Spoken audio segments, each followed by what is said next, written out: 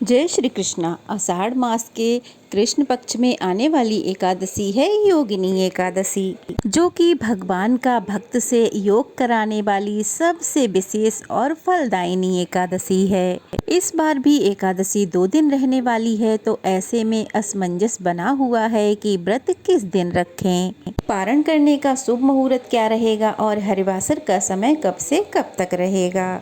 तो चलिए आज के वीडियो में हम यही जानेंगे योगिनी एकादशी व्रत की तिथि, पारण का शुभ मुहूर्त और हरिवासर के समय के बारे में। इस बार एकादशी तिथि प्रारंभ होगी 21 जून शनिवार सुबह 7:19 से। इससे पहले तक दशमी तिथि रहेगी और एकादशी तिथि समाप्त होगी 22 जून रविवार को सुबह 4:27 पर, यानी कि रविवार को ब्रह्म मुहूर्त में एकादशी तिथि विद्यमान रहेगी। अब क्योंकि एकादशी तिथि 2 दिन रहने वाली है, 21 जून शनिवार को और 22 जून रविवार को।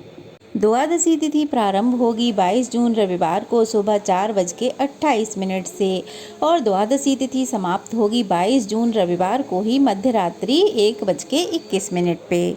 22 जून रविवार को हरिवासर का समय समाप्त होगा सुबह 10:55 पर और हरिवासर द्वादशी तिथि लगते ही प्रारंभ हो जाता है।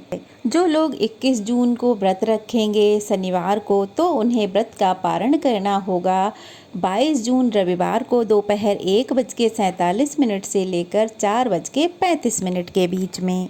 सुबह के समय व्रत खोलने का कोई मुहूर्त नहीं है, क्योंकि उस समय हरिवासर चल रहा होगा।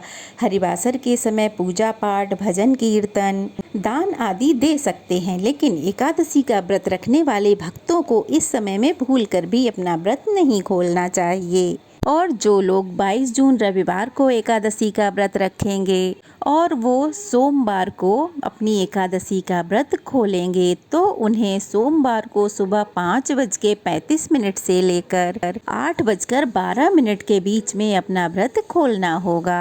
भले ही इस समय तक त्रयोदशी तिथि प्रारंभ हो गई होगी, लेकिन एकादशी के नियमों में से एक नियम ये भी है कि एकादशी का व्रत 2 दिन पड़ रहा हो और दूसरे दिन एकादशी और द्वादशी दोनों का ही संयोग हो, और द्वादशी भले ही ब्रह्म मुहूर्त से पहले ही समाप्त हो रही हो, तो त्रयोदशी में भी व्रत का पारण किया जा सकता है।